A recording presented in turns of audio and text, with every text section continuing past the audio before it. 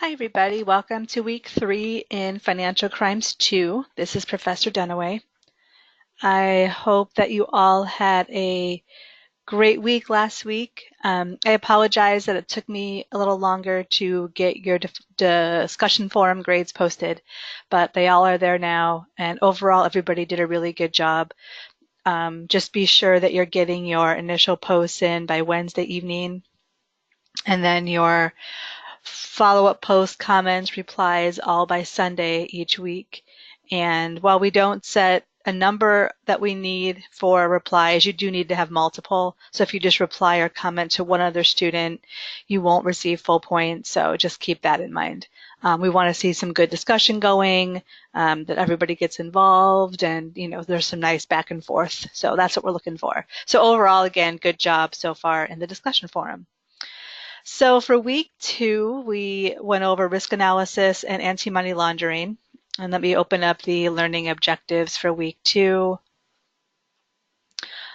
So by the end of week 2, which is at this point, you should be able to analyze the history of risk analysis and the European directive, and also be able to compare and contrast rule-based risk analysis, rule-based analysis, risk-based analysis, and hybrid versions. Also, you should be able to discuss the fundamental concepts and the nature of risk, the concept of singularity and the problem of vagueness and risk categories and analyses. And then finally, critique the perspectives on risk analysis of the Bank Secrecy Act Manual, the Financial Action Task Force, and other international organizations. There were several readings that we wanted you to take a look at. Hopefully you had some time. I know there were a lot of things posted, so hopefully you had some time to look that over. And then there were 2 videos by Dr. Monroe that we wanted you to take a look at as well. So this week, for week 3, we are going to be turning our attention to fraud. So if you scroll down to week 3, and let's look at the learning objectives for week 3. By the end of this week, you'll be able to discuss the legal concept of fraud, along with the many categories of fraud and the extent of employee and employer fraud, and then also analyze the importance of an anti-fraud response plan and its component elements. So that's what the focus should be on, and hopefully you'll be able to do that at the end of this week. So there are 3 attached readings. I'll click into that in a second. So if you go back to the fraud module, click on week 3 fraud, you'll see that there's 3 readings. Overview of criminal law fraud, which is attached, and then fraud 2016 report to the nations attached.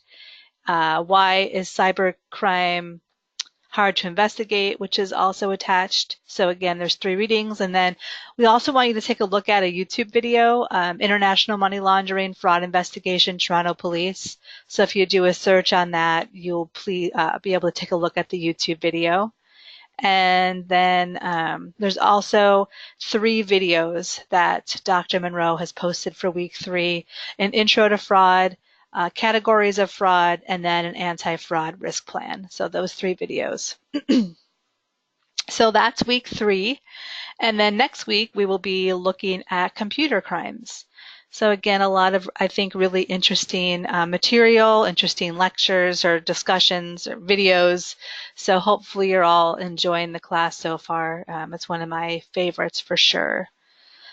Okay, so this week you want to be sure that you post in the discussion forum. Again, initial replies by Wednesday, and then your follow-up replies and comments by next Sunday. Do the reading that I mentioned. Then you want to watch the videos, both the ones that Dr. Monroe has posted, and then go to YouTube to watch that video that we mentioned. Optional office hours this week are with Dr. Monroe on Wednesday, 11:30 a.m. Pacific time. If you have any questions or just want to stop in to say hello, he will be there. And then your first assignment is due a week from today, so next Sunday, the 23rd. So I just want to, I'm going to click in there for a second. So you want to be sure it's a 5-page minimum paper. Footnotes are required, but they're not part of the 5-page minimum. So make sure that you're meeting the 5 pages without footnotes. It should be double spaced in Times New Roman. Be sure that you do follow and meet that criteria. You will lose points if you do not meet that criteria. And I hate deducting points for something, if you have 4.5 pages versus 5. So you want to make sure you have at least 5 pages. And then make sure that you're including all the things that are mentioned here. If you do not discuss something, you will again lose points. So you want to make sure that your paper is including all of those things that we mention here. Please review the syllabus for the extension policy. If you do need an extension, you must let me know prior to next Sunday. If you let me know on Sunday, you still will receive a late penalty, so you must contact me prior to Sunday to request an extension. And again, that's all in the syllabus. So I think that is everything. So I hope you all have a great week 3. Please contact me if you have any questions or need anything. As I've mentioned before, Dr. Monroe is always available as well for questions. So I think that's everything. So have a great week, and we will talk to you soon. Thanks, everybody.